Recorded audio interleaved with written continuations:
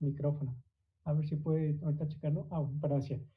Este, entonces, ese es el motivo por el cual la mecánica eh, cuántica es tan pesada. Y por eso solo se puede utilizar en sistemas muy pequeños, dígase exagerado unos 30 átomos. En el caso de que tengan metales, como cada metal tiene decenas de electrones, pues el sistema se reduce considerablemente. Y en el caso de la mecánica cuántica, todos los fenómenos suceden en tiempos de femtosegundos, que eso todavía se puede contemplar, aunque costos computacionales muy altos. Luego sigue la dinámica molecular, que es la que vamos a ver el día de hoy. Entonces, en la dinámica molecular se dejan a un lado la naturaleza electrónica y lo que se enfoca en modelado es en la posición de los núcleos atómicos y en la naturaleza de los enlaces. Como ya ahora nuestros grados de libertad se reducen de electrones a núcleos atómicos, entonces ya podemos incrementar el tamaño del sistema. Es por eso que la dinámica molecular suele usarse, por ejemplo, para proteínas, para membranas o para dinámica de fluidos, por ejemplo, que cada uno de esos componentes del fluido se pueden modelar. Hay otra cosa que se le dice, por cierto, eh, modelado de grano grueso y grano fino. En el caso del, todo eso es pues, en cuanto a dinámica molecular. Por ejemplo, grano grueso se refiere a que, no sé si han escuchado el chiste de la vaca esférica, en el que se supone que un físico está intentando describir a una vaca como si fuera una esfera, ¿no? Bueno, es básicamente eso, que le piden a un físico intentar modelar una vaca y el físico después de mucho tiempo dice que lo logra, pero en su modelado la vaca es esférica, no causa fricción y un montón de cosas de ese estilo. Pues más o menos a eso se refiere tener un modelado con grano grueso y grano fino.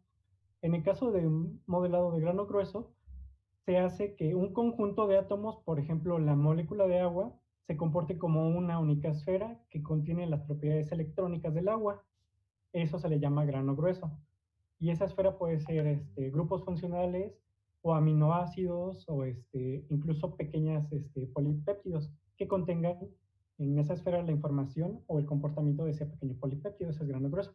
Grano fino es contemplar el comportamiento de cada uno de esos núcleos atómicos, o sea, propiamente como lo vemos en la imagen que lo tengo en el apartado de dinámica molecular. Es en el caso de la dinámica molecular. Y podemos modelar fenómenos de picosegundos hasta microsegundos, pero eso ya es un poquito más costoso.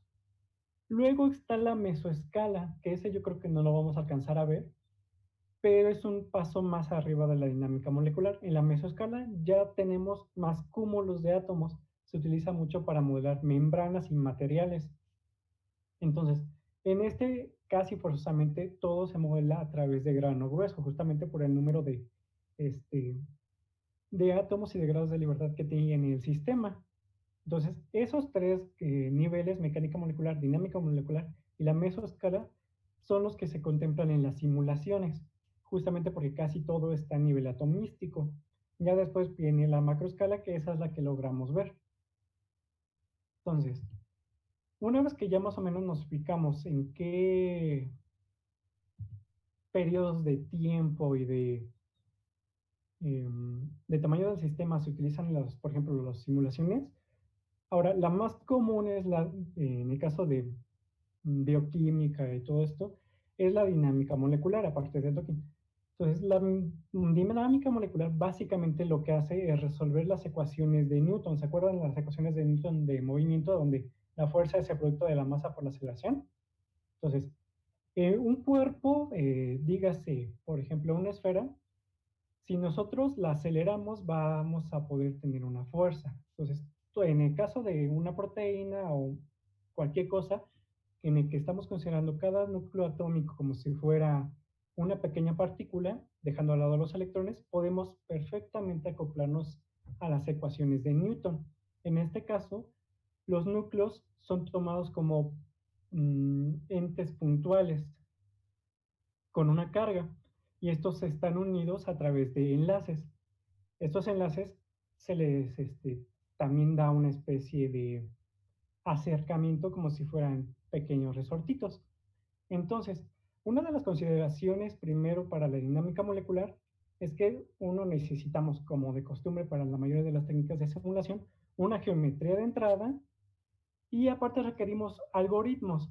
Estos algoritmos son porque cada uno de estos cuerpos va a tener una fuerza, una masa y una aceleración.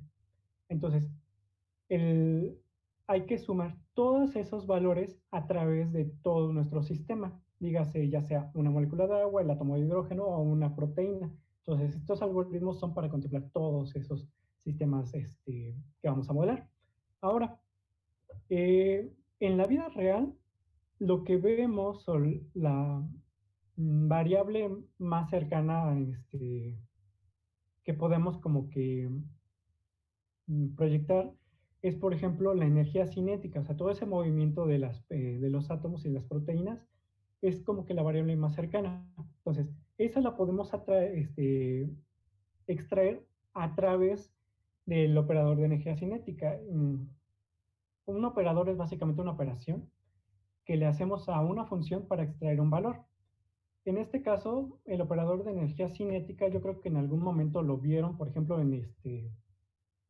yo creo que lo debieron de haber visto en cálculo integral, cuando calculaban eh, es que no sé si ustedes lo ven. ¿Alguna vez llegaron a ver eso? Que obtenían la segunda derivada respecto a una función que tenía, por ejemplo, x, y, z. Sí, sí lo vimos Ok, en bueno. cálculo avanzado. Ajá, básicamente, entonces, si ustedes obtienen la segunda derivada de una función espacial, lo que ustedes obtienen es la energía cinética, en el caso de que esa función se refiera a la energía total del sistema, que en este caso yo denoto como B, que es esta parte de acá. Entonces, esa energía cinética la podemos extraer netamente de una función que me describa la energía del sistema en el que estamos posicionados. De ese modo, nosotros podemos obtener aceleraciones, fuerzas y la energía cinética, dígase el movimiento, del sistema de estudio. Entonces, ahora, todo el meollo del asunto trata de intentar describir la energía del sistema. Para esto, les acabo de decir que la dinámica molecular o la mecánica la mecánica molecular consideran el sistema como si fueran dos cargas puntuales unidas por un resorte. En el modelo molecular más simple que sería, por ejemplo, la molécula de hidrógeno. Por ejemplo, aquí se los coloco como dos pequeñas esferitas, una esferita A, una esferita B, unidas por un resorte. Imagínense que son átomo de hidrógeno 1 y átomo de hidrógeno 2 y el enlace covalente. Entonces, si ustedes tienen estos dos átomos unidos, por decir un valor de un angstrom, eh, van a tener una energía relacionada. Por ejemplo, ajá, por ejemplo, esta distancia, supongamos que es la que existe en la naturaleza de un angstrom, solo por decir un número, es la geometría de más baja energía, la distancia óptima, por así decirlo, hidrógeno-hidrógeno. Entonces, a esta distancia corresponde la energía mínima, que es este puntito de hasta acá abajo que considero en esta gráfica, en la cual el eje X refiere a una distancia, en este caso hidrógeno-hidrógeno, y el eje Y se refiere a la energía del sistema. Ahora bien, este es un resorte. Si nosotros lo empezamos a estirar, dígase que la distancia original termine siendo, por ejemplo, de este punto a este punto, que tendríamos una distancia 2, por así decirlo, ese resorte va a estar muy tenso, va a querer regresar a la energía, bueno, al estado de mínima energía. Entonces, este es un estado excitado, por así decirlo, porque nosotros tuvimos que añadir energía para estirar el resorte. Entonces, este sería, por ejemplo, este punto de acá. Ahora bien, el caso contrario, si nosotros lo comprimimos, tenemos que volver a añadir energía, esta vez para comprimirlo. Supongamos que ahora tenemos la distancia que pinto en morado. Entonces, al momento de nosotros aplicar energía, nos vamos a situar otra vez en un máximo energético, digamos, este punto de la gráfica. Entonces, si se dan cuenta en el momento de estirar y relajar este resorte, lo que obtenemos básicamente es una ecuación de una parábola. Bajo ese principio se modelan la mayoría de los enlaces, ya dígase carbono-carbono, carbono-hidrógeno, hidrógeno-hidrógeno, básicamente todos los enlaces simples, dobles y triples que ustedes consideren se pueden modelar de este tipo. Obviamente un enlace sencillo se puede deformar con mayor facilidad que un enlace doble, que un enlace triple. En este caso, por ejemplo, yo tengo dos gráficas, una más angosta que la otra. Por ejemplo, la más amplia se referiría a un enlace sencillo, porque un enlace sencillo requiere poca energía para deformarse, y un enlace triple, por ejemplo, requiere demasiada energía para deformarse muy poco. Entonces, en eso básicamente difieren los tipos de enlace. Así los podemos modelar. Ahora, eh, nosotros podemos cuantificar esa deformación de la curva, si es muy pronunciada o si es muy amplia. Entonces, acá, si nosotros sacamos la segunda derivada de la función que nos describa esta parábola, lo que nosotros vamos a obtener es una constante relacionada a la amplitud de esa parábola. Esa constante es la que nos dice si es un enlace muy propenso a deformarse o un enlace que casi no se quiere deformar. Ahora bien, esto aplica para todos los sistemas y nosotros lo podemos utilizar para empezar a describir la energía de cualquier molécula. Ahora bien, aquí ya comienzan las ecuaciones. ¿Alguna duda hasta el momento antes de que me eche media hora en esta diapositiva? No, profe. Ok, bueno. Entonces, ¿recuerdan que les dije que si nosotros obtenemos la segunda derivada respecto a cada una de las variables, podemos obtener la energía cinética? Y que entonces lo único que necesitábamos era intentar explicar la energía de ese sistema. Ahora bien, hay más de un tipo de interacciones en una molécula. La primera, pues es un enlace covalente simple, doble o triple, que era la diapositiva anterior. Este caso es más sencillo. El problema es que también podemos describir un ángulo. Por ejemplo, en la molécula de agua, toda mal pintada, pero la molécula de agua, tenemos, por ejemplo, dos tipos de enlace. Bueno, tenemos dos enlaces, ¿no? Tenemos dos enlaces hidrógeno-oxígeno. Y aparte tenemos un ángulo, voy a pintar, un ángulo que sería el que describe la posición de un hidrógeno respecto al otro hidrógeno, teniendo como vértice el oxígeno. Ahora bien, al mismo tiempo que cambia la energía de cada uno de estos enlaces respecto a el modelo de resorte que nosotros utilizamos, también cambia la posición hidrógeno-hidrógeno respecto al ángulo. Y la posición de este ángulo nos va a regresar igual un valor energético. Dígase, por ejemplo, en el estado fundamental, si no me recuerdo, el valor óptimo del agua creo que es 109.8 grados. Ese sería como estar en el punto bajo de nuestra curva. 108, 109, 108 punto y cacho grados, ¿no? Si nosotros abrimos ese ángulo o lo cerramos, lo que vamos a hacer es irnos a la parte izquierda o derecha de nuestra curva. Entonces, tanto los enlaces como los ángulos se pueden describir a partir de un modelo de resorte, que son las dos primeras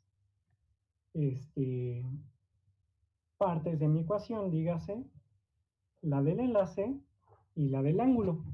Lo que tengo aquí, la clave, es la constante relacionada del resorte, ya sea de ese enlace, o la constante relacionada a ese cambio del ángulo.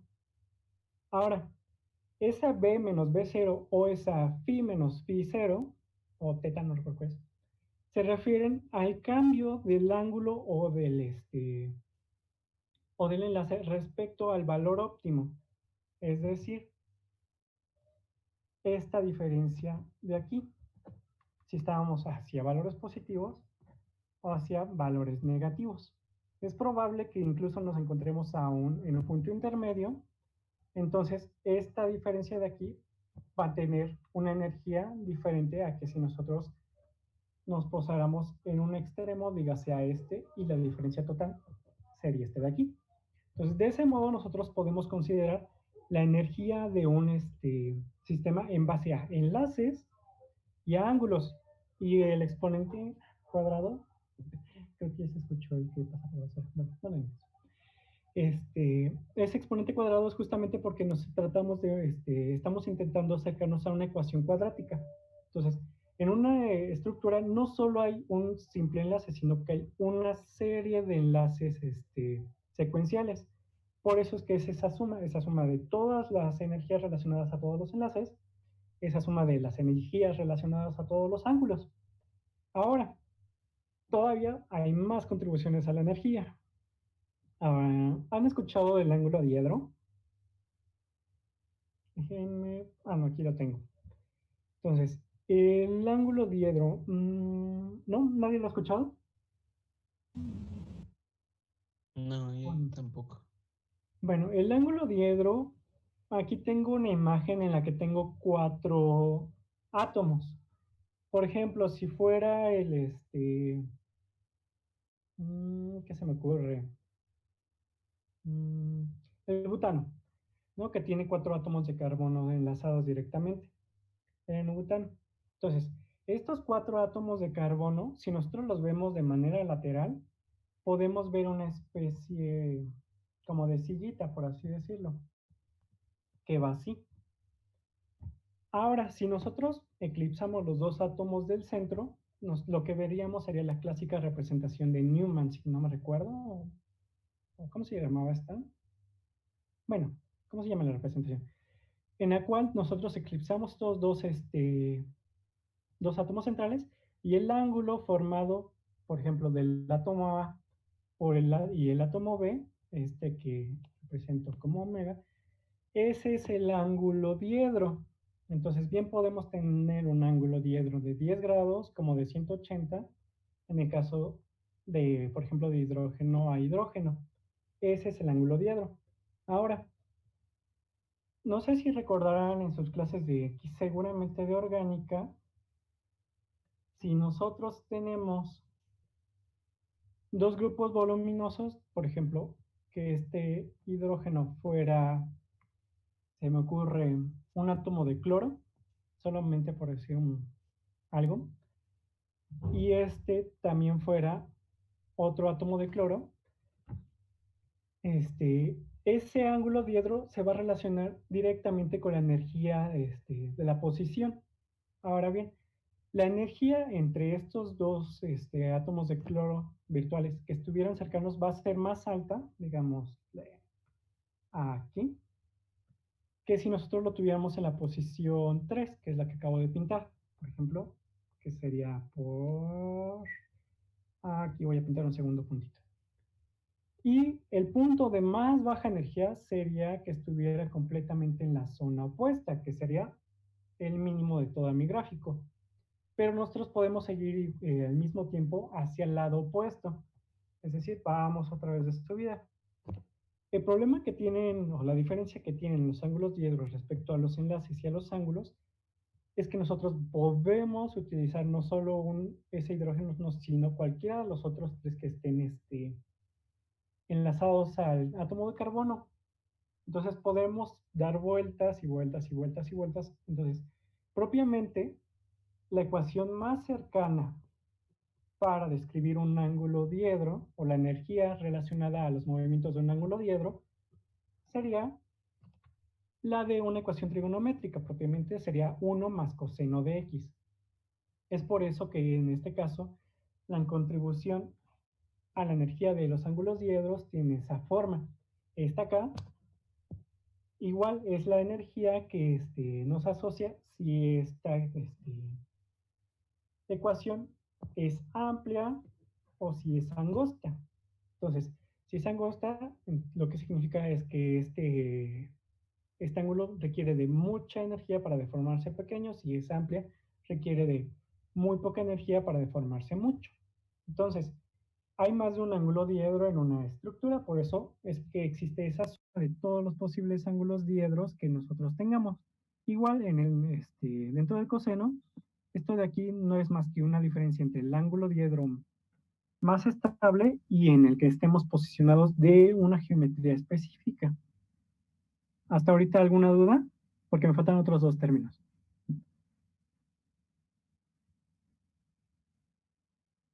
¿No? Ok. Entonces, todo esto es única y exclusivamente para intentar describir una geometría. Ahora, nosotros tenemos más variables, que es este punto de acá. Todas estas variables que les acabo de decir son enlaces propios, por decirlo de alguna manera. Es decir, eh, todos los enlaces internos de una cierta estructura. Por ejemplo, la molécula de agua, que todos están propiamente enlazados por enlaces covalentes, o la molécula de benceno, una proteína, lo mismo aplica. Pero aparte hay interacciones que refieren a todos esos átomos que no están enlazados de manera covalente. No sé si se acuerdan de la gráfica que les presenté la vez pasada, que era... se me fue el nombre, de... El potencial de... Bueno, soy muy malo para recordar los nombres, pero se refiere a cómo es que cambia la energía de dos átomos, de dos cargas, las que sean, que se están acercando. Entonces, este potencial primeramente es muy débil, dígase el punto 1, luego vamos hasta el mínimo de energía y en el momento que ya se empiezan a acercar mucho, la energía se dispara. Entonces, esta diferencia de energía es la que se le denomina ese potencial. Ahorita acabo de olvidar cómo se llama ese potencial. Entonces, eso aplica para todo tipo de átomos. Independientemente de si estén o no enlazados, son núcleos cargados. Entonces, todos los átomos tienen ese comportamiento. Entonces, hay una contribución a la energía total del sistema referida a la interacción de esas cargas, que estas son las contribuciones que se les denomina como de no enlace, que propiamente tiene dos contribuciones, que son las coulomбicas, las clásicas, el producto de las cargas, dividido sobre R y J, que se refiere a, a la distancia mínima ¿cómo se llama? Sí, a la distancia más estable. Y la segunda son las interacciones que les acabo de escribir de esta gráfica, que se refiere a esta parte de aquí. Entonces, esas interacciones también tienen una contribución a la energía total del sistema. Ahora, por ejemplo, nosotros tenemos el caso más simple que se me ocurre de dos moléculas de agua que estén interaccionando. Para poner un ejemplo. Ya está, ¿no? Entonces, estas dos moléculas de agua van a estar interaccionando a través de este oxígeno y este hidrógeno, que propiamente es un puente de hidrógeno. Ahora, tenemos diferentes tipos de contribuciones a la energía de esta conformación específica que acabo de dibujar. La primera son todas las internas de enlaces, por ejemplo, de distancias, de ángulos. También la segunda molécula de agua tiene contribuciones de enlaces y de distancia.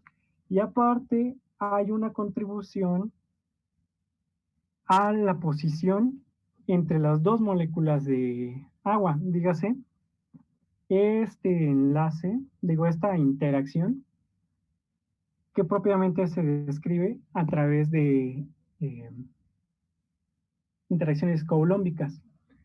Pero aparte, nosotros podríamos adicionar un término más relacionados a puentes de hidrógeno. No sé si hayan leído ya en algún momento en la literatura que los puentes de hidrógeno son como un intermedio entre un enlace covalente y un enlace no covalente.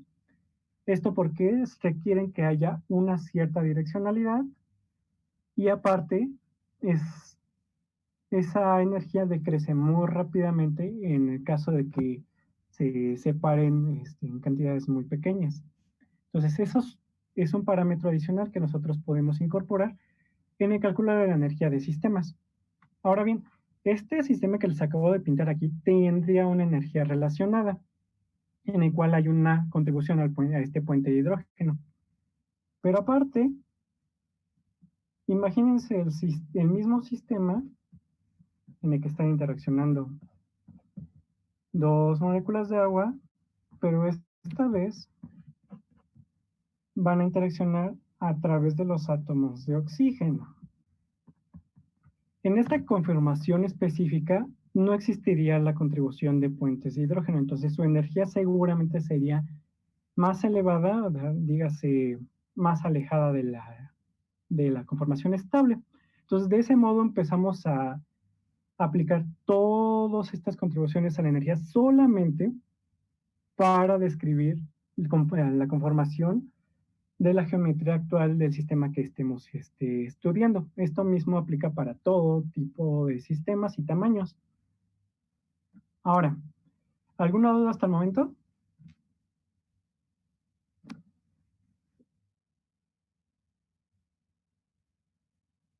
Ah, eh, por ejemplo, en el caso de, se me ocurre, una proteína. Una proteína al final del día este, está formada por aminoácidos o polipéptidos, lo que quieran, ¿no? Y cada uno de esos unidades tiene enlaces, tiene ángulos diedros, tiene centros atómicos que pueden ser descritos por interacciones coulomбicas.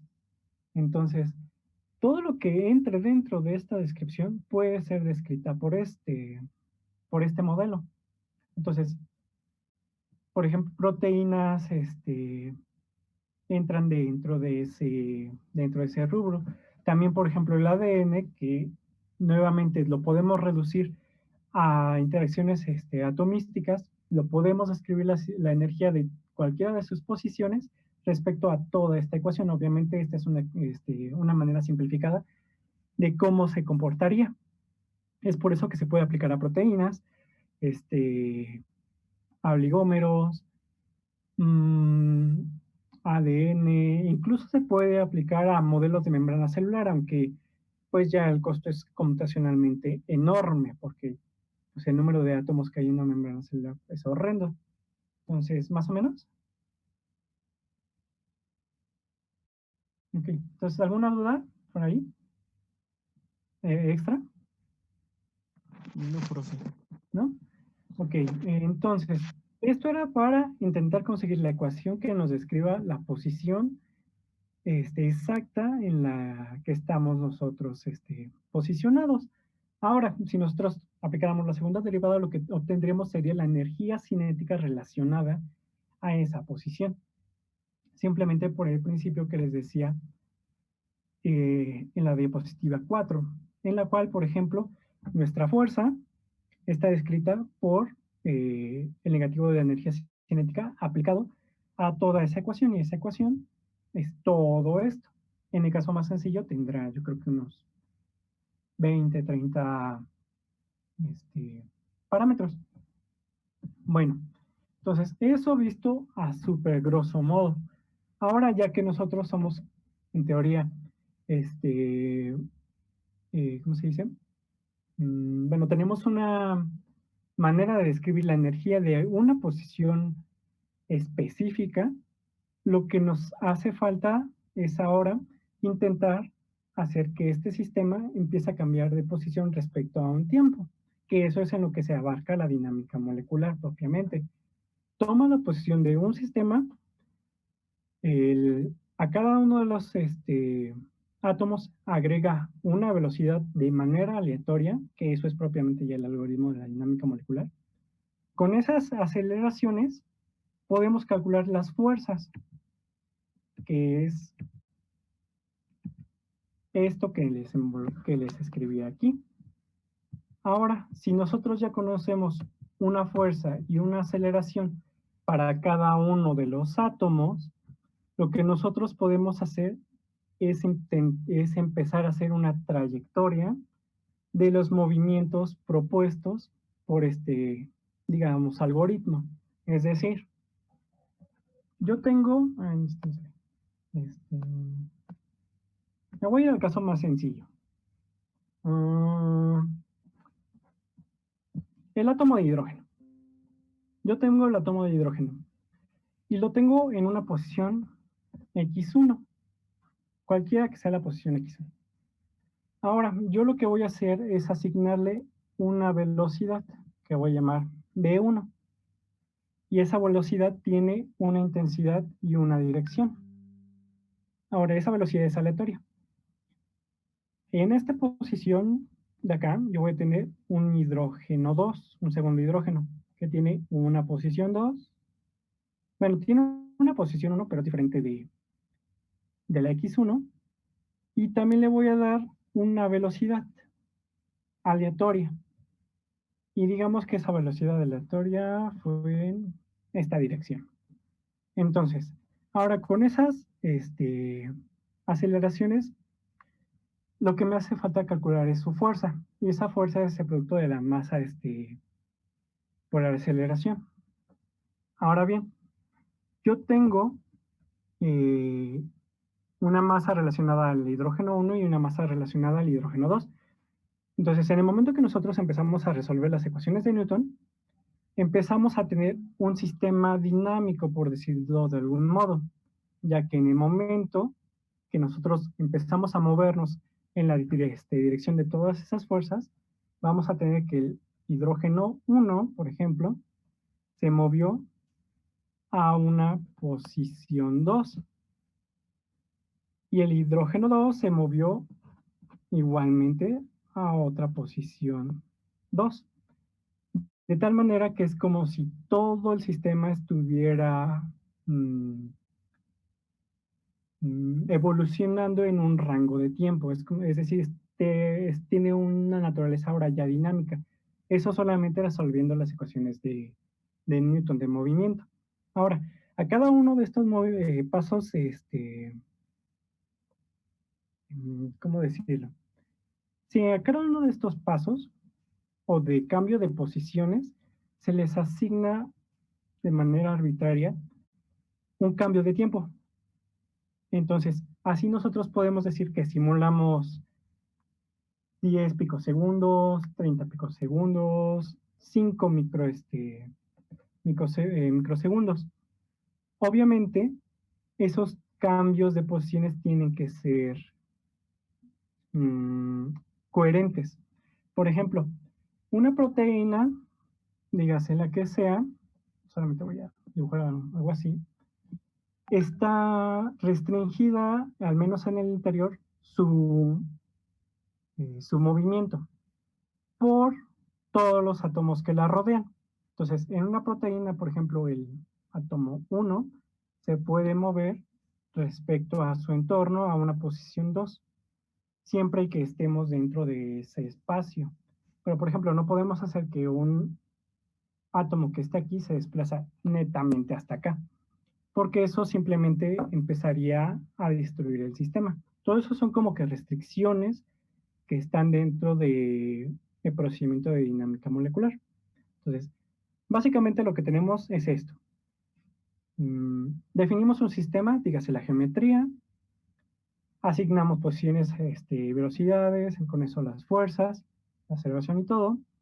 Luego calculamos la fuerza a través de la ecuación que les mencioné en las diapositivas anteriores. Y así nosotros nos podemos mover en la dirección de esa fuerza. Luego asignamos una posición, una nueva posición, volvemos a calcular la energía, y lo único que resta es empezar a guardar todas esas posiciones de todos esos movimientos. Eso concretamente se le conoce como dinámica molecular.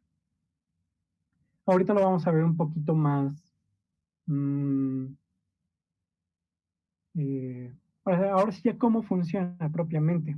Y a veces es un poquito difícil intentar visualizarlo así. Pero ¿alguna duda hasta el momento?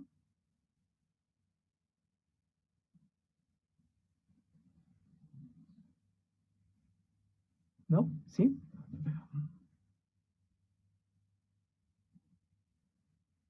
Ok. Entonces, básicamente a eso se refiere a las dinámicas moleculares. Lo que nos permiten es un sistema estático, porque todo lo que habíamos visto hasta el momento de docking molecular eran sistemas estáticos en los cuales no se involucraba ni tiempo ni temperatura. La temperatura se puede considerar en la dinámica molecular a través de la energía cinética. Obviamente eso ahorita no lo voy a colocar, porque ahí sí ya no quedaría de otra más que meternos en derivadas e integrales, pero básicamente se pueden calcular a través de la energía cinética del sistema. Ahora, y lo mismo sucede con la presión. Ahora, hay algo que se le llama los colectivos. Voy a borrar todo esto. Las dinámicas moleculares trabajan en entornos que se le conocen como colectivos. Ahora, ¿han visto,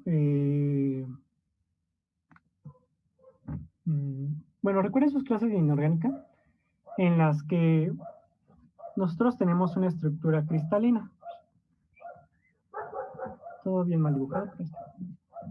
Entonces, dentro de esa estructura cristalina, dígase la celda unitaria, lo que voy a hacer es colocar pequeñas esferitas. Usualmente dentro de una dinámica molecular se trabaja dentro de un espacio. Ahora bien, este espacio tiene que ser limitado, de lo contrario estaríamos trabajando en el vacío y eso está muy alejado de los fenómenos en la naturaleza. Entonces, imagínense ese sistema delimitado, en este caso por una celda unitaria. Ahora, hay diferentes constantes y variables que nosotros podemos considerar. La primera de ellas es que nuestro número de partículas sea constante. Es decir, nada va a entrar ni va a salir de este volumen. A eso se le conoce en dinámica molecular como N. La segunda, que es evidente, es el volumen. El volumen que voy a considerar va a ser estático, es decir, que no voy a cambiar el espacio de búsqueda. Y la tercera puede ir cambiando. Puede ser, por ejemplo, temperatura. Y como la temperatura se relaciona directamente a la energía cinética, puedo decir que la energía cinética del movimiento de estas partículas va a ser una constante. Entonces, a este tipo de espacios de trabajo se le conoce como colectivo NBT, porque tenemos como un número de partículas fijo, tenemos un volumen fijo y tenemos una temperatura fija. Ahora, existe otro que se le conoce como NBT. En el colectivo NBP. En el colectivo NBP, lo que hacemos es que nuestra temperatura va a ir cambiando. Pero si nuestra temperatura va a ir cambiando, tenemos que fijar algún otro parámetro. Y el parámetro que se fija, en este caso, es la presión. Esto sirve bueno, este colectivo NBP sirve mucho, por ejemplo, para cuando nosotros queremos modelar transferencia de energía, es decir, que a nuestro sistema va a entrar energía o bien va a salir. Eso es muy útil, por ejemplo, para cuando nosotros queremos pasar de una fase a otra o alguna cuestión de ese estilo. El modelo más utilizado es el modelo NBT, que es en el que vamos a trabajar ahorita en la práctica. Ahora, ¿alguna duda hasta ahorita?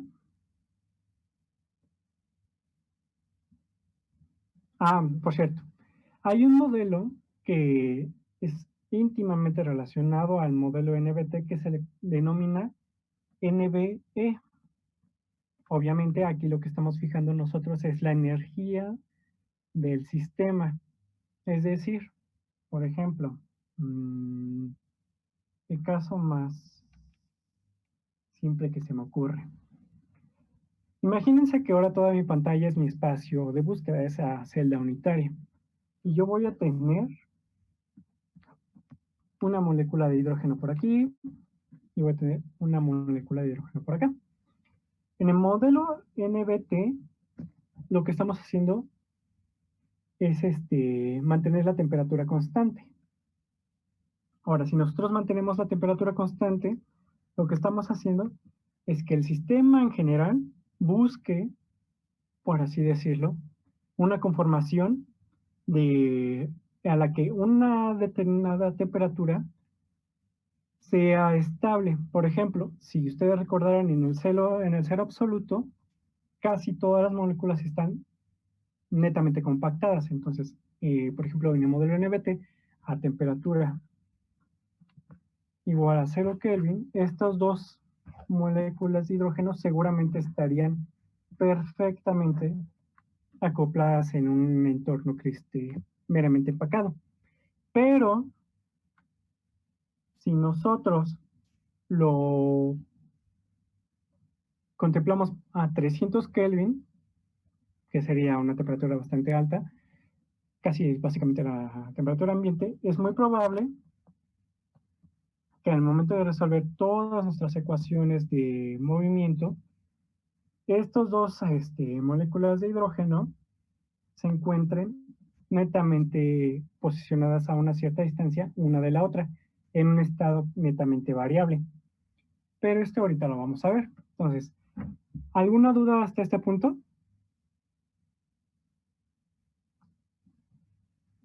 Bueno, entonces, ahorita lo que vamos a hacer es intentar hacer una dinámica molecular. Vamos a hacer una dinámica molecular para un sistema pequeño. Si bien las dinámicas moleculares requieren de muy poco de poder de cómputo, tienen un detalle. Requieren de demasiado espacio en disco duro para almacenar todas esas posiciones que se generan a través de la dinámica molecular. Entonces, al final del día, nosotros podemos obtener archivos de 10 gigas, 20 gigas, un tera, depende la trayectoria de simulación que nosotros hayamos obtenido. Entiéndase por trayectoria de simulación, todos esos pequeños movimientos que se hacen a la geometría. Por ejemplo, movimiento 1, movimiento 2, movimiento 3, y así sucesivamente hasta el movimiento n. Entonces, ahora, la dinámica molecular, ¿con qué se hace? Las dinámicas moleculares tienen una serie de programas para efectuarse. La mayoría de ellos son gratuitos, afortunadamente. Pero de los más famosos hay uno que se llama Gromax. El otro se llama Tinker, que es el que vamos a utilizar. De hecho, Kendro propiamente puede hacer dinámicas moleculares, pero les recomiendo que no las utilicen, porque las ecuaciones de Newton no están muy bien parametrizadas ahí. Entonces, ahora, otro detalle que se me pasó decirles igual en algún punto de la diapositiva apareció. A este modo de calcular la energía del sistema se le conoce como campos de fuerzas. ¿Por qué? No sé. No sé por qué se le llama campos de fuerza. Siempre he estado buscando por qué se le denomina campos de fuerza y la verdad es que ningún lado dice por qué se le llama campos de fuerza. Así se llama la teoría y si alguien le cuenta por qué se le dice así, que me avise. Aparte de que se consideran las fuerzas, no encuentro por qué se le diga campo. Entonces, ese fue el caso curioso. Entonces, a esta metodología se le dice campos de fuerza. Ahora, hay un detalle. Existen muchos modos para calcular estas constantes. El método más básico es mover una estructura por ejemplo, esta disque molécula de agua que tengo aquí, calcular la energía de esa posición con otros métodos que serían los relacionados a la química cuántica, que sería casi el último tema que veríamos, y empezar a mover poco a poco esas estructuras, obtener al final estas curvas y ajustarlas a una ecuación cuadrática. Y así empezamos a obtener todos estos parámetros. Pero hay métodos un poquito más finos en los cuales esta cuadrática ya tiene más variables. Entonces, cada uno de esos métodos para obtener estas constantes se le denomina campo de fuerza de fulanito. Por ejemplo, hay uno que se denomina campo de fuerza MM3, que simplemente le llamaron así porque hicieron dos campos de fuerzas arbitrarios anteriores, no les funcionó, y el que les funcionó mejor fue el tercero. Y la única diferencia que hubo entre los dos primeros y el tercero es la metodología con la que calcularon la energía de esas geometrías, que eso fue con teoría de funciones diferencial. Entonces, hay muchos parámetros de campos de fuerza. Por ejemplo, hay unos que están netamente parametrizados para proteínas, es decir, todos esos parámetros se enfocan en el comportamiento de proteínas, o hay campos de fuerzas que se enfocan netamente en el comportamiento de materiales, o incluso para replicar el efecto de un solvente. Ese es otro aspecto muy importante a tener en cuenta en una dinámica molecular. Entonces, imagínense, ¿qué se me ocurre? Voy a pintar una estructura X. Aquí está. Nosotros tenemos este carboxilato. Entonces, esto si nosotros lo tuviéramos en un ambiente gaseoso, que necesitaríamos una temperatura horrenda porque es un ion, no se comportaría del mismo modo que si nosotros lo tuviéramos en agua. Entonces, en dinámica molecular hay modos para ejemplificar que esta estructura está inmersa en un solvente. La más lógica es colocar de manera explícita pues moléculas de agua por todos lados, ¿no? Pero esto nos está empezando a dar más grados de libertad a nuestro sistema porque vamos a empezar a incrementar el número de moléculas de agua. El otro es poniendo un parámetro que nos simule un solvente como si fuera una especie de cavidad, una cavidad en la cual el exterior tiene cargas positivas y cargas negativas. Entonces, en un solvente, digas el agua, tenemos una carga parcial negativa y cargas parciales positivas. Entonces, si nosotros encerramos o confinamos nuestra estructura en una cavidad que tenga esa bipolaridad de cargas, nosotros podemos asumir el comportamiento de ese disolvente simplemente por una cavidad. Y eso se le conoce como métodos de solvatación. El primero es el explícito, literal, un solvente, y el segundo, el de la cavidad, se le conoce como métodos de solvatación implícita. Esos métodos de solvatación implícita difieren básicamente en cómo se construye esa cavidad y en los parámetros que se le van a asignar a esa cavidad para intentar replicar el comportamiento, dígase, del agua o, o agua con iones o algún disolvente, dígase, hexano, whatever, ¿no? Entonces, estos siempre tienen que ser muy importantes en el momento de una dinámica molecular porque obviamente una proteína no se va a comportar de la misma naturaleza en un ambiente en vacío que un ambiente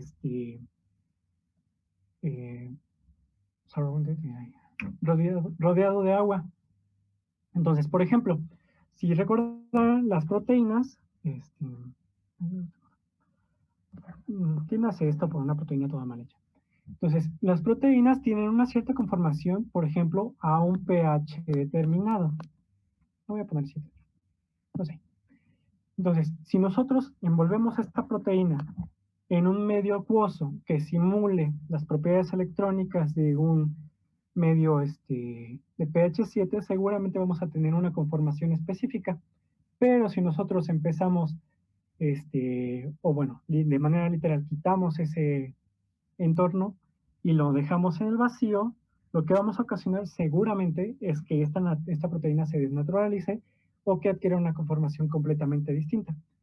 Si bien hasta el momento, hasta donde recuerdo, no hay una explicación netamente refutable, que no sea capaz de refutarse, las proteínas hay varios factores que pueden ocasionar su conformación tridimensional. Una de esas teorías se dice que es el solvente en el cual están inmersas. Otra de ellas dicen que esa conformación pudo haberse sido atribuida a la proteína que la sintetizó.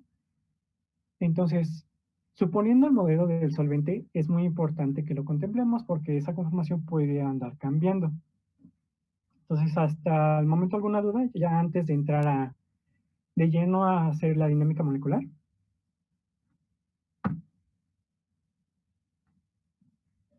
¿No? ¿Ninguna duda?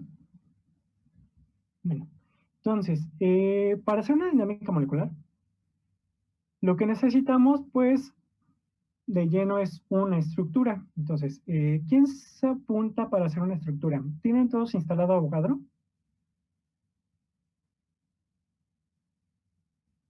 ¿Quién que tenga Avogadro?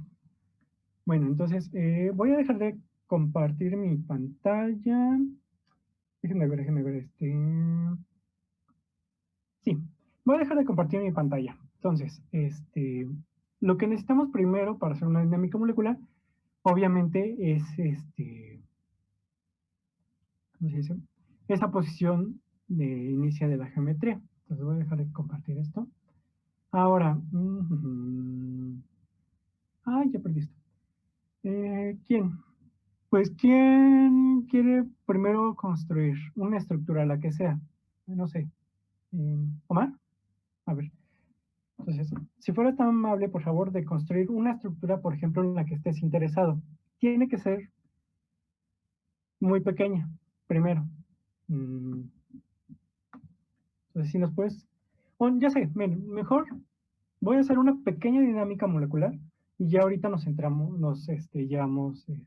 entramos a eso, para más rápido. Ahora, déjenme hacer rápido una estructura. Aquí está. Una estructura en la que podamos utilizar para directamente la dinámica molecular. Bien, a ver. Mientras pueden ir construyendo ustedes alguna estructura pequeña. Puede ser benceno, dos moléculas que estén interactuando entre sí, cualquier cosa que se les ocurra, pues de momento. Por ejemplo, yo aquí, es más, ya tenía una para acelerar un poquito esto. Déjenme abrirla. Obviamente las estructuras las pueden obtener de cualquier lado. Ahorita no les recomiendo que hagan una proteína porque el tiempo de cómputo va a ser demasiado. Entonces, aquí está. ¿Qué pasó? ¿Dónde está? ¿Dónde está? Aquí está. Entonces, voy a compartirles mi pantalla 2. Entonces, ahora, ya les compartí mi pantalla 2. Me voy a llevar esto. Esta es la estructura que yo voy a utilizar para hacer una dinámica molecular de prueba. ¿En algún momento han escuchado hablar de los dendrímeros? Esto propiamente no creo que sea un dendrímero, pero ¿qué parece? Entonces, un dendrímero es una estructura que tiene varios centros de anclaje y que dado el momento puede interaccionar con una estructura y por algún modo decir la abraza o la ancla. Este es el mismo modo de interacción en los que por ejemplo, en los que se fundamentan los quelatos, por ejemplo, los corpionatos y todos los quelantes en general. Entonces, por ejemplo, yo aquí tengo esta estructura, ¿no? Y este va a ser mi punto de inicio. Simplemente es una estructura que yo guardé en formato de XYZ. Ahora, eso es todo lo que necesito para empezar. Lo segundo que necesito es un programa llamado Molden. Molden es un programa también gratuito que sirve para, entre otras cosas, visualizar dinámicas moleculares y densidades electrónicas. Molden creo que es un programa que no es tan pesado. El problema es que tiene muchísimos archivos y puede tardarse un poco en descomprimirse. Entonces, déjenme ejecutar Molden. Molden, para lo que lo vamos a utilizar ahorita, es simplemente para transformar ese archivo de formato XYZ a un archivo que podamos utilizar para la dinámica molecular, que es una cuestión de 2 pasos. Entonces, estas son las ventanas que tenemos en Molden. Es que no puedo pasar esto. A ver, les voy a pasar entonces la pantalla, pantalla principal. Entonces, ahora bien, este es Molden. Es que esta pantalla no se puede mover. Bueno, al menos en compu no. Entonces, básicamente lo que tienen que hacer con Molden es abrir la estructura que ustedes hayan guardado en formato XYZ con abogado o lo que sea. En mi caso, yo voy a abrir... no la tengo. Déjenme pasarla a la carpeta. Un detalle. Molden es un programa que simplemente se descomprime y ya estuvo. En su carpeta hay un ejecutable que se llama Gmolden, por ejemplo. Aquí abro lo que es el archivo. Ajá, por ejemplo, aquí está. Esta es mi carpeta de Molden. Todos estos archivos son como los descargan de la página. Para ejecutarlo, tienen que usar esta. Es que me la mandaron. Para ejecutarlo, tienen que usar el archivo que se llama Gmolden. Entonces, si ustedes simplemente le dan doble clic ahí, lo que va a hacer es abrirles las ventanas que tenía. Ahora bien, para más fácil, lo que pueden hacer ustedes es copiar su archivo en coordenada X y Z, pegarlo en esa carpeta de Molden. Yo lo voy a reemplazar porque no recuerdo qué era ese archivo. Entonces, ahora sí, ya para ejecutar Molden, tienen que buscar el archivo Gmolden. Aquí está. Y abrirlo, ¿no? Literal. Les va a abrir estas ventanas. Una vez que ya tengan estas ventanas, lo único que tienen que hacer es leer ese archivo que generaron, que en mi caso se llamaba test.xyz, que aquí está. Era la geometría que les había dado. Entre otras cosas, le pueden cambiar aquí esa no me gusta.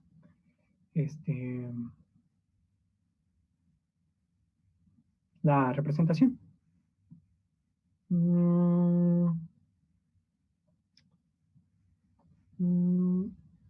Esa. Bueno, más o menos, ¿no? Entonces, le pueden cambiar la representación, pero eso es lo de menos. Ahora bien, ya una vez abierta ese archivo, lo que tienen que hacer es escribirlo en formato de Tinker.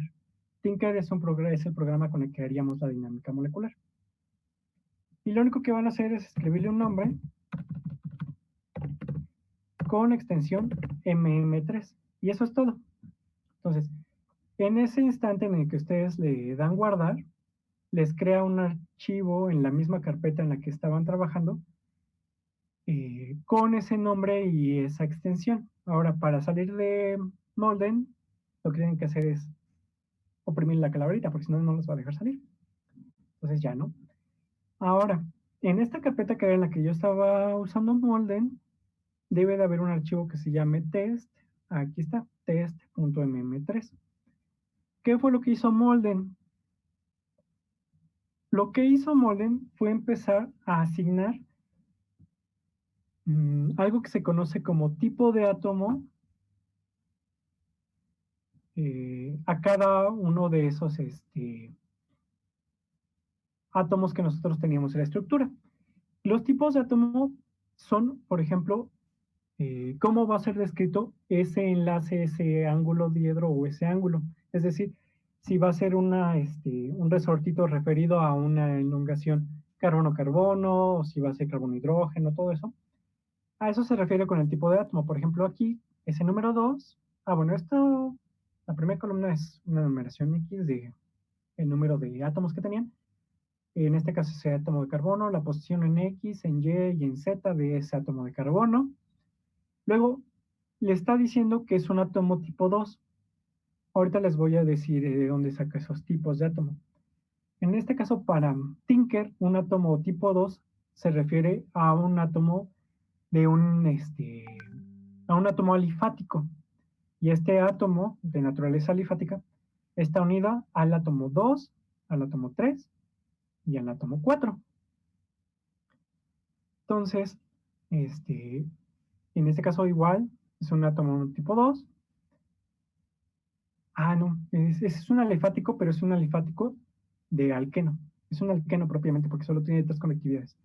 Entonces, la misma historia, por ejemplo, el carbono 2 es un átomo igual, que se comporta igual que el átomo 1, y está unido al átomo 1, al átomo 5 y al átomo 6. Entonces, eso mismo se enfoca para todos los tipos, para todos los átomos. Es decir, por ejemplo, en el caso de el hidrógeno, estamos diciendo que es un átomo tipo 5, que seguramente sería un hidrógeno común y corriente, que solamente se enlaza al átomo 4. Y así nos vamos a ir por cada uno de los átomos. Entonces, lo que hizo básicamente Molden fue empezar a asignar todas esas conectividades para que se puedan calcular la energía del sistema, básicamente. Entonces, para eso sirve Molden, nada más, para generar ese archivo. ¿Alguna duda hasta el momento?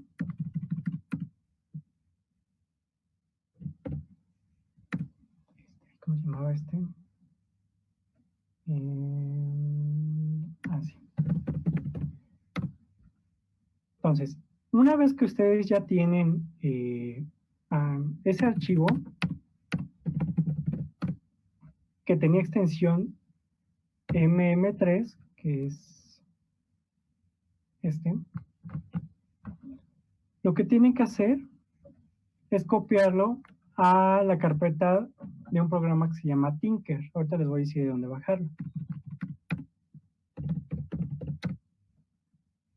Aquí está. Tinker básicamente es un conglomerado de pequeñas aplicaciones.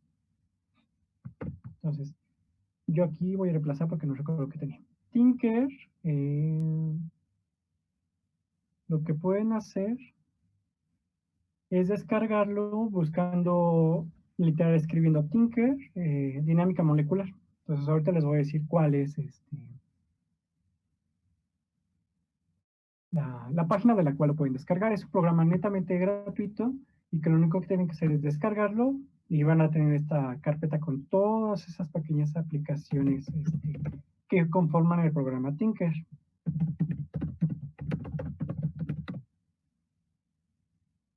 A ver. Buscarlo. Entonces, una vez que, por ejemplo, ustedes ya hayan descargado Tinker, ya lo único que restaría sería meter 2 o 3 líneas para efectuar la dinámica molecular. Entonces, aquí está. Este es Tinker. Aquí lo pueden descargar. Aquí está. Es dasher.wstl.edu, diagonal Tinker.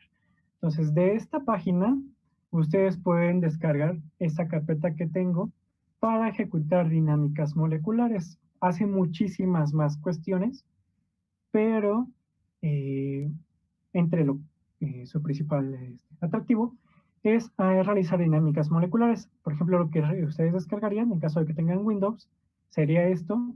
Si tienen Linux o Mac, pues pueden descargar cualquiera de los dos enlaces de arriba. Ahora, ese es el archivo para la dinámica molecular. Ahora, otro detalle. Recuerden que necesitábamos una manera para describir la energía de la geometría de ese sistema. Bueno, Pues esos son, se lo conoce como los campos de fuerza, que están aquí, los force fields. Entonces, si nos metemos a esta pequeña pestañita, vamos a tener una gran gama de parámetros, cada uno parametrizado para diferentes cuestiones. El que nosotros vamos a utilizar, solamente porque se me ocurrió, es el llamado MM3, que es un parámetro que está muy bien parametrizado para estructuras pequeñitas, pequeñitas, pequeñitas, como el que vamos a utilizar. Si ustedes quisieran modelar una proteína, tendrían que utilizar los campos de fuerza de Amber, o de Amoeba, o de Charm, que son campos de fuerza parametrizados, única y exclusivamente para proteínas. Entonces, si por ejemplo yo abro el que vamos a utilizar, que es el campo de fuerza MM3, todos estos son los parámetros de esas constantes, entre otras cosas. Por ejemplo, vámonos acá. Por ejemplo, aquí está la definición de los tipos de átomos, que serían los tipos de resortes con los que ustedes van a estar trabajando. El tipo de 1 es un carbono sp3, el tipo 2 carbono sp2, y así nos vamos yendo, ¿no? Este número de acá es el número atómico, si no me recuerdo, sí, es el número atómico, el peso y la valencia, que es el número de átomos que se pueden unir a ese átomo. Entonces, aquí están. Miren, por ejemplo, ¿dónde están los enlaces? Bueno, aquí está. Estos serían propiamente los tipos de resortitos. Por ejemplo, un resortito formado por dos átomos de tipo 1 tiene una constante, que en este caso vale 4.490, y la longitud óptima de ese enlace es 1.5247. Esos valores son los que va a empezar a utilizar el programa para calcular la energía. Y lo mismo para todo. Por ejemplo, un resortito del tipo 1.16, que tiene una constante de tanto y una longitud óptima de tanto. Y así va a empezar a calcularlo. Entonces, si ustedes quisieran hacer una dinámica molecular, tendrían que descargar este archivo, que en este caso se llama mm3.prm, y lo tienen que colocar exactamente en la misma carpeta en la que contengan el archivo que generaron con Molden y todos los archivos de Tinker. Entonces, ya, ahorita y aquí ya no voy a descargar nada. Eso ya lo tengo aquí. Entonces, yo aquí ya tengo el archivo test.mm3 que generé con Molden. Yo ya tengo ese archivo de campos de fuerza que se llama, aquí está, mm3.prm, así lo guardé tal cual. Ahora lo único que resta hacer es ejecutar el archivo que se llama dynamic. ¿Dónde está? Aquí está. Simplemente hay que ejecutarlo y lo que va a hacer es leer los parámetros que nosotros le vamos a dar y va a empezar a resolver las ecuaciones de Newton. Entonces, esto es Tinker, ¿no? Básicamente nos empieza a pedir primero el nombre del archivo de las coordenadas, que en mi caso se llamaba test.mm3. Luego, el nombre del archivo donde están todos esos parámetros, todas las constantes con las que va a empezar a calcular la energía, que se llamaba mm3.pm. ¿No? Ya está. Entonces, una vez que se lo doy, me va a empezar me pregunta cuántos movimientos voy a hacer. Es decir, eso propiamente ya sería la dinámica molecular. No sé, le voy a decir, son números grandes. 10.000. Ahora, todos estos pasitos van a ir acorde a un tiempo, o sea, un determinado rango de movimiento entre un paso y el otro. Le voy a dejar de valor por default, simplemente lo doy enter. Esto es simplemente para preguntarnos cada cuánto vamos a guardar las geometrías que va a generar. Entonces yo le voy a decir que cada punto 1. Y ahora aquí, ¿se acuerdan de los colectivos? Entonces yo tengo n, que es el número fijo de partículas. Yo tengo B, va a determinar un volumen, eso lo hace en automático. Y el tercero es si quiero considerar la energía o la temperatura. Entonces yo voy a considerar la temperatura. Eso nada más con fines de acoplarnos a, por ejemplo, valores de la naturaleza, solamente por así decirlos, ¿no? Entonces, Es la opción 2 que nos dice ahí. Entonces, ¿qué temperatura? Le voy a dejar la default. Le doy un enter. Entonces, lo que va a empezar a hacer ahí, cada uno de estos pequeños ciclos que me empieza a arrojar, es el cálculo de energía de cada uno de esos movimientos que está haciendo. Está guardando cada 100 movimientos, así que cada que se desplaza la ventana es porque hizo 100 movimientos. Ahorita ya va, por ejemplo, 1300. Entonces, ahorita toda esta información se va a empezar a guardar en un archivo. Hay dos maneras para analizar una dinámica molecular. La primera es la estructura, la manera visual, que es la que vamos a hacer, y la otra usando todos estos numeritos, que sería la manera energética. Para hacer la manera energética usualmente hacemos uso de estadística, pero eso yo creo que lo dejemos para luego. Entonces, ahorita voy a permitir que termine este cálculo de dinámica molecular, y una vez que termine, vamos a ver los resultados.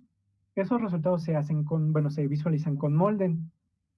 Ahora, eso es todo lo que se necesita hacer para una dinámica molecular. Como ven, no es algo muy complicado. Lo que sí es que requieren de mucho espacio en disco. Esto de aquí, como el sistema chiquitito, me va, ¿cómo se dice? A generar un archivo, pues más o menos. ¿A qué pasó? Ahorita repito lo de Molden. Ya fue hace 13 minutos lo acabo de ver. ¿Cómo se dice? Se me fue la vida. Sí. Entonces, todo esto lo vamos a ver primero con Molden, que es lo que voy a repetir ahorita. Entonces, ¿alguna duda? Lo de Molden, en lo que esto termina. ¿Dónde está? ¿Dónde está Molden? Esto lo voy a dejar aquí. Como mi equipo ahorita está corriendo la dinámica, y esta parte transmitiendo, pues lo hace un poco lento. Esto debió haber terminado hace como, yo creo que 10, 15 segundos en un equipo normal. Entonces, les digo, va a generar archivos relativamente pesados. Lo de Molden, lo que tienen que hacer con Molden es simplemente descargarlo, le escriben así Molden, y van a tener todos estos pequeños archivitos. Entonces, entre todos esos archivos hay uno que dice Gmolden, que es este. Lo ejecutan, y les va a abrir estas ventanas. Entonces, una vez que ya tengan Molden, en esta misma carpetita, coloquen su archivo que generaron con Avogadro, que en mi caso es test.xyz. Entonces, una vez que ya lo generaron y lo colocan ahí, lo único que hay que hacer es leerlo con Molden. Aquí les aparece en la lista. Aquí está, test. Ahorita no lo voy a cargar. Y una vez que ya lo hayan abierto, simplemente le dan escribir como Tinker. Y aquí le dan un nombre. Y ya, ¿no? Le dan guardar. Y ya está. Es lo único que tienen que hacer con Molden. Ahora, déjenme.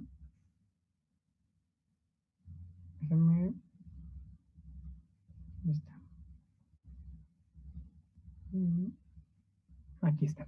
Ahora, ya mi dinámica molecular ya terminó. Sí, ya me terminó porque ya no encontró la pantallita. Entonces, una vez que termina la dinámica molecular, o sea, como ven, no tarda mucho y eso que fue un sistema de algunos átomos, me voy a la carpeta de Tinker, que ahí fue donde estaba haciendo todo. Y aquí, entre otras cosas, hay un archivito que se debe de llamar, igual como ustedes llamaron a su archivo MM3, pero ahora va a tener una extensión que se llama PRM, digo ARC, que es test.arc. Ese archivo es el que contiene toda la trayectoria de simulación. Entonces me lo voy a llevar, no lo copié, y lo voy a pasar a Molden. La otra es que con Molden estén navegando por la computadora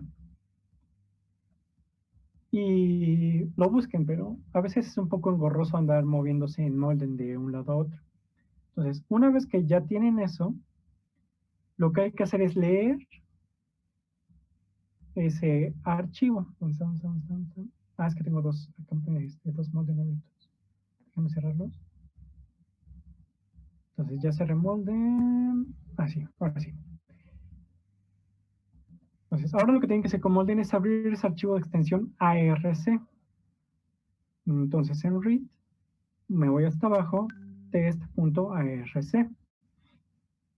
Ahora, lo que va a hacer es cargar todas esas geometrías. Y aquí está. Esta es la primera. Le voy a dar... ¿no?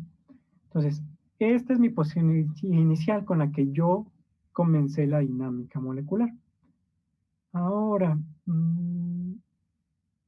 vamos a ver si me deja. No. Ok, ahora hay un apartado donde dice Movie. Entonces, una vez que le demos ahí, lo que va a hacer es empezar a proyectar todos los pasos de la dinámica molecular, desde el primero hasta el último. Entonces, ahí está. Todos estos pequeños movimientos o frames son todo lo que hizo durante la dinámica molecular. Como ven, en este caso el puntito de color azul es una molécula de amoníaco que está empezando a interactuar por todos lados con lo que podríamos decir que es por ejemplo, una representación burda de una proteína. ¿Qué es lo que sucede en la vida diaria? O sea, las proteínas están vagando hasta que interactúan y llegan a un sitio activo. En este caso, por ejemplo, se va hacia algún lado y se regresa al punto en el que es más estable. Eso justamente porque yo lo hice con toda la señal del mundo, de provocar que este punto sea el de mayor interacción, justamente porque tiene cuatro puntos de interacción que pueden potencialmente anclar esta molécula de amoníaco. Entonces, ¿alguna duda para que ustedes puedan, por ejemplo, realizar una dinámica molecular? Obviamente, el punto en el que se aplican las dinámicas moleculares es ver cómo evoluciona un sistema, ahora ya no solo en la energía, que esa ya está implicada en el modelado, sino en la dinámica del fenómeno propiamente. Por ejemplo, si nosotros estuviéramos interesados en ver si esta, dígase macromolécula, lo que sea, sería una buena estructura capaz de extraer amoníaco de algún medio, podríamos tomar esta serie de cálculos de dinámica molecular como para ver si podría o no verse factible esa extracción. ¿Cómo podemos decir si es factible la extracción? Simplemente porque el amoníaco se la va a pasar interaccionando durante toda la dinámica molecular con esta macromolécula. En el caso contrario, que no fuera buena para extraerlo, digas, interactuar con él, seguramente el amoníaco se iría y dejaría de interaccionar. Entonces, esto propiamente es una dinámica molecular. Les digo, ahorita lo hice para un sistema pequeñito, pero esto aplica para proteínas, para materiales, para cualquier cosa. Obviamente, entre más grande sea el sistema, lo que ustedes requerirían sería mayor tiempo de cómputo y mayor espacio de almacenamiento, porque tan solo este cálculo que, o sea, les digo, en una computadora normal debería de haber llevado 20 segundos, me generó un archivo que pesa, aquí está, bueno, este no es, que pesa básicamente un mega, pero para los 10 segundos que estuvo corriendo el cálculo, pues es bastante. Porque si ustedes tienen una dinámica que está corriendo todo el día, al final del día seguramente tendría un archivo de alrededor de unos 5, mínimo un giga, por así decirlo. Entonces, ese giga de información es el giga de información que tienen que analizar, porque obviamente hay maneras para analizar esta información generada. Por ejemplo, a ver, déjenme ver si aquí tiene, sí creo que sí tiene. Voy a calcular aquí una distancia, ¿no? Supongan que a mí lo que me interesa es ver si estas sustituciones que yo propuse de manera aleatoria, dígase esos alcoholes, son los que van a interaccionar con el amoníaco. Lo que a mí me interesaría es que la distancia entre los alcoholes y el amoníaco sea pequeña, o sea, lo que incorpora a una interacción. En caso de que esta distancia sea grande, significaría que en este caso en particular, mi institución no tuvo sentido. Entonces, bueno, no, aquí no. Entonces, por ejemplo, aquí monitor. Ajá. Aquí empezamos a ver que, por ejemplo, en este caso, mis distancias son alrededor de 10, y hay una de 4. Posiblemente esa sustitución de alcoholes no hubiera sido la mejor de las opciones. O hubiéramos, si mi intención hubiera sido modelar algo capaz de interaccionar muy fuertemente con el amoníaco, tendría que irme por otra vía y no simplemente sustituir por alcoholes al menos en esas posiciones. Entonces, este tipo de cuestiones son las que se ven a través de las dinámicas moleculares. Ahora, ¿alguna duda hasta el momento? No. ¿No? Ok. Entonces, más o menos se entendió cómo, o sea, hacer una dinámica molecular es muy sencillo. Ahora que, por ejemplo, lo ven aquí. ¿Alguien quisiera, por ejemplo, intentar hacer una? Bueno, por lo que necesitaríamos sería Tinker y Mole. No sé si alguien ya se dio la tarea de descargarlos.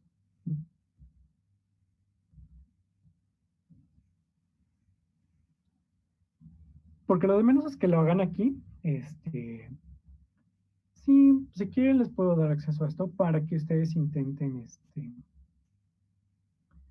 hacer una determinada estructura. ¿Cómo ven? Miren, tengo dos opciones. Uno, que ustedes intenten hacer una estructura en su casa y que mañana retomemos cómo hacer una dinámica molecular en un breve espacio de tiempo y que ustedes ya puedan llevarla a cabo. O el problema de que les dé acceso, por ejemplo, es que sería de 1 a 1. Entonces, no sé qué tan factible sea porque los demás se quedarían viendo. No sé, ¿cómo ven?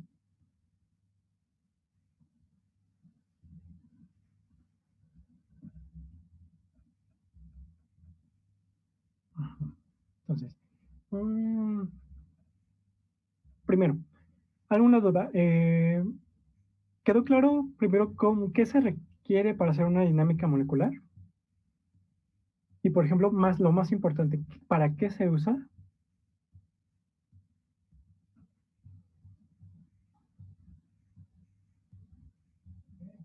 Sí. ¿Sí? Ok. Entonces, no sé, ¿ustedes quisieran hacer alguna? Pues entonces, en ese caso, yo creo que sería más fácil eh, que ustedes descargaran Tinker. Tinker creo que pesa alrededor de 200 megas. Y descargar Molden. Básicamente es lo único que necesitan, Tinker y Molden, para poder hacer la dinámica molecular.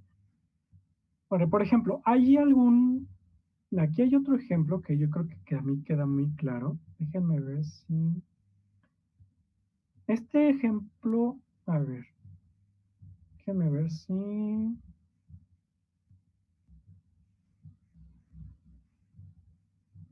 Déjenme ver. Tengo aquí otra estructura que es de hecho de las que utilizo para el doctorado, que se llama ciclodextrinas. Las ciclodextrinas son básicamente cajas moleculares. Se utilizan en muchos ámbitos de la química. Entre ellos es para acarrear fármacos y que no interaccionen con nada hasta que lleguen a su sitio de interacción. Otros de los usos que tienen es extraer polifenoles de ciertos alimentos. No sé por qué, pero se supone que estos polifenoles tienen un sabor un tanto amargo. Entonces, básicamente para eso se usan. Como pueden ver en el interior de esta cajita molecular, pues hay un espacio en el que se puede acomodar pues estructuras de un cierto tamaño. Entonces, ahora, por ejemplo, si yo aquí quisiera acomodar, ¿qué se me ocurre? Un bencenito.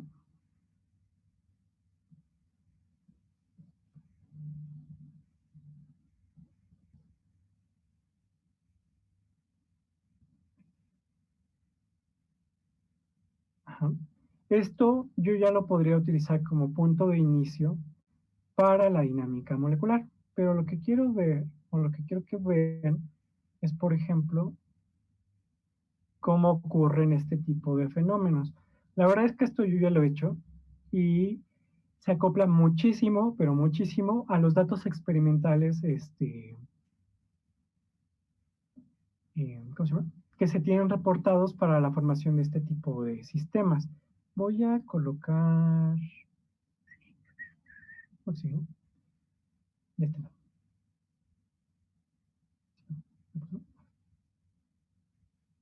Bueno, pues, entonces, ahí está, ¿no? Entonces, como ven, yo lo que acabo de hacer es dejarlo pues relativamente lejos.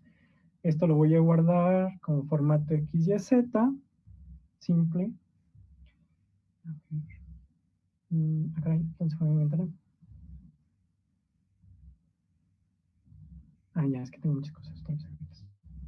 Aquí está. Entonces yo lo voy a guardar y lo voy a mandar directamente a mi carpeta de Molden. Vamos para que quede enteramente claro. Y le voy a volver a llamar test.mm3. Digo, .xyz. Dice que ya existe, no importa, voy a sobreescribir lo que ya tenía. Ahora ya cierro esto, ese va a ser mi sistema de trabajo, bueno, que voy a modelar. Ahora en read voy a volver a abrir la carpeta, el archivo test, que está aquí. En este caso, ahora es esto que acabo de construir. Lo vuelvo a guardar en formato de Tinker, test.m3, y ya está, ¿no? Ahora voy a cerrar momentáneamente esto. Ahora, ya que tengo eso otra vez, voy de nuevo, me voy a Tinker, ejecuto el archivo dynamic que está aquí, y lo que tengo que hacer es cargar todos los, cargar toda la información que me solicite. A ver, aquí está, ¿no?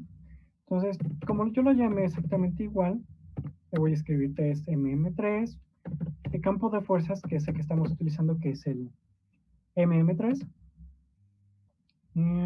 Aquí está. ¿Cuánto voy a hacer? Igual voy a usar 10.000 pasos. Voy a volver a guardar cada un femtosegundo, todo ese show. Y voy a tener una temperatura constante y temperatura estándar, ¿no? Entonces, otra vez va a empezar a hacer esa simulación de cambio de geometrías según los parámetros que yo le acabo de asignar. Y lo que vamos a ver es una simulación de cómo debería de formarse este tipo de complejos. Esto sucede mucho, pero mucho en las proteínas. O sea, les decía, no es que la molécula sepa dónde está el sitio de interacción y siempre va a ir ahí. No, o sea, sí empieza a interaccionar por un lado, por el segundo, no pasa nada, se pasa al tercero y así se la pasa interaccionando todo el santo tiempo hasta que se ancla al sitio de interacción, salvo casos específicos en los que, por ejemplo, el ligando está transportado por alguna otra proteína, pero bueno, entonces eso depende del modo de interacción, el modo de, del fenómeno. Entonces, en este caso, yo, por ejemplo, ya llevo 4.4 picosegundos. O un dato curioso también es que la mayoría de las dinámicas, o bueno, para poder reportar una dinámica en algún tipo de artículo o en alguna tesis, tiene que ser por triplicado, así como un experimento. Esto porque el paso inicial para una dinámica es asignación de velocidades y aceleraciones aleatorias. Entonces, no siempre se van a mover en la misma dirección. Pero si ustedes hacen sus 3 pruebas y durante las 3 pruebas, por más que tengan variaciones, se ve el mismo fenómeno, entonces pueden decir que el fenómeno o la simulación que ustedes están efectuando es consistente, igual que cuando están en el laboratorio y que hacen sus mediciones por triplicado. Igual aquí también se hace, tienen un sesgo de error y todo eso, y entonces ese es un poco más de tratamiento estadístico. Ahora bien, por ejemplo, yo aquí ya llevo 9.4, ya un poquito más. Ya nada más que llegar a los 10 picosegundos. Ah, por cierto, La mayoría de las simulaciones suelen llegar al microsegundo. Entonces, aquí me tardé todo este tiempo para hacer 10 picosegundos. Entonces, imagínense el tiempo que necesitaría para llegar a un micro. Ahora bien, eso por cuestiones más como de pureza, en el ramo de la teórica, que saben que el poder de cómputo actual da para hacer simulaciones largas. Entonces ya no es válido hacer una simulación muy corta. Entonces, generó un archivo que se llamaba test.arc. Ahora, lo que a mí me interesa de esta nueva dinámica que hice es ver cómo evolucionó el sistema. Vuelvo a abrir Molden y aquí está, ¿no? Le doy un read y está abajo. Aquí está, mi archivo test.arc. Lo que va a hacer es empezar a leer toda esa trayectoria que guardó la dinámica. Ah, caray, esta no es. ¿Dónde me la llevé? ¿O no la sé pegar? Sí, ¿no? ¿Volvió a ser la misma? Bueno, ¿a poco volvió a ser la misma? A ver. Eso me pasa por escribir lo mismo. Tinker, a ver. Tinker, 1.48. Sí, lo que pasa es que no guardé el archivo. Bueno, el caso era ese, ¿no? Que ese ya, luego se los muestro. El caso es ese, que para eso sirven. Entonces, aquí no sé, que me atonté y mandé mi archivo para un lado y volvió a hacer la misma dinámica dos veces. Pero bueno, entonces, quedó más o menos bien, qué es la dinámica molecular. ¿Y alguna duda ahorita que tengan? Creo que la ejecución realmente no es complicada. ¿No? Incluso siento que el docking tiene más consideraciones porque hay que especificar el cubo en el que se va a buscar, hay que transformar dos archivos, hay que buscar una proteína que sea capaz de entrar dentro del marco teórico del docking. Y en este caso, pues la dinámica molecular es muy práctica. O sea, su campo de estudio es un poco más amplio que el docking. Si se dan cuenta, el docking, si bien nos daba posiciones, no es ¿cómo?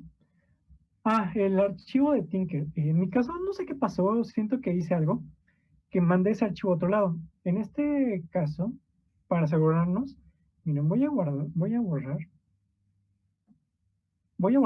este archivo que se llama .din, que ese sirve para retomar una dinámica en caso de que... ¡Ay, sí! Soy yo. Tiene que estar en la misma carpeta que Molden. Sí, un detalle. Una vez que corren una dinámica, se guarda un archivo que se llama, como lo hayan llamado, su archivo .din. Si ustedes vuelven a correr una dinámica y no borran ese archivo, retoma la información de la dinámica anterior que hayan corrido. Entonces, si no lo borran, retoma, es como un checkpoint en los videojuegos. No sé si eso todavía existe. Si se quedaron en un punto, algo pasó, vuelven a entrar y los va a volver a meter en ese punto. Ah, es que yo ya no sé de qué onda. Entonces, lo tienen que borrar. Entonces, déjenme ver. Bueno, pues ya no tiene caso que lo corran. Si no borran ese archivo .din y ustedes quieren correr una segunda dinámica, va a volver a iniciar desde ahí. Entonces, para asegurarse de que ese cálculo se guarde, les va a aparecer en la misma carpeta que Tinker. Hay un archivo que se llama, como lo hayan llamado, .arc y .din. Si esos dos archivos no aparecen, significa que su dinámica no está corriendo. Pero siempre aparecen, por ejemplo, aquí. Lo que voy a hacer es borrar el .din y el .arc. Ya está. Y lo único que me quedé es con mi archivo test.mmeters, que en teoría ya debería de ser de lo que yo le había mandado a hacer. Entonces, buscamos, aquí está Dynamic. Todos los demás archivos son para diferentes tipos de cosas. Por ejemplo, hay aquí uno, déjenme dejar corriendo esto. test.m3, mm3.py. Este archivo, el de parámetros, también tiene que estar dentro de la carpeta de Tinker.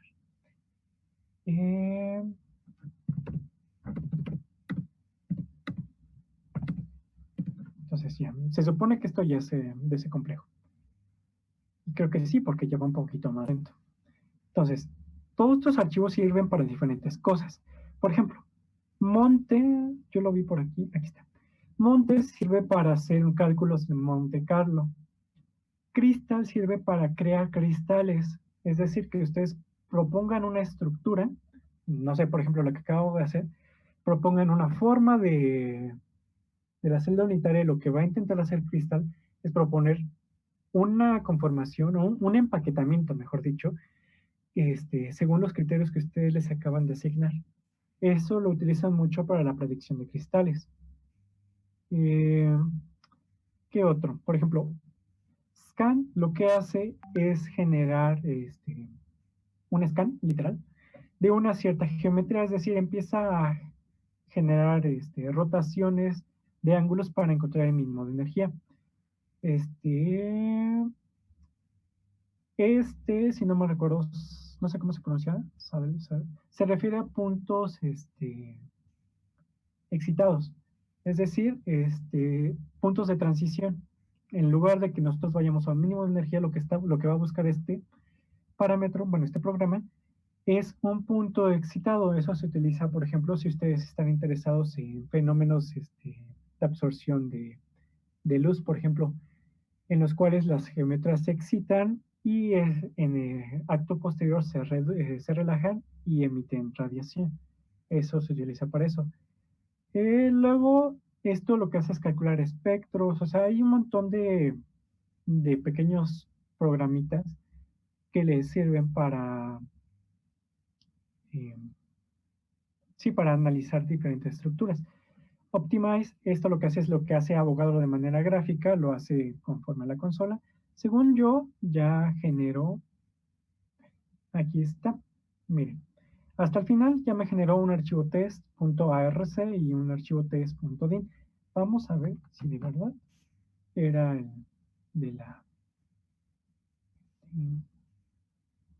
de la dinámica, bueno, el último que acababa de hacer. Entonces, lo único que tienen que hacer es copiar ese archivo RC y así no, pues no sé a dónde mandé mi archivo test. A ver. Pero bueno, entonces, como ven, si ya le continuamos mañana. Ahora, no sé si mañana continuaremos, ahora sí, ya con alguno de ustedes intentando hacer una dinámica molecular. Digo, viernes, perdón. Una dinámica molecular, o si ya continuamos directamente. Sí, perdón. Directamente, no sé dónde mandé mi archivo, el nuevo que había dicho, pero bueno. Entonces, el viernes tenemos dos opciones. Pues uno de ustedes o más al azar hacen una dinámica molecular, o nos seguimos a métodos Monte Carlo y recocido simulado. Entonces, ¿cómo ven? ¿Cuál de las dos opciones quisieran?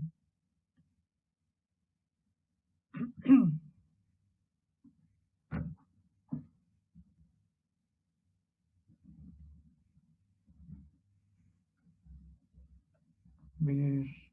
Bueno, entonces, pues eso ya creo que yo lo creo Ok, ajá.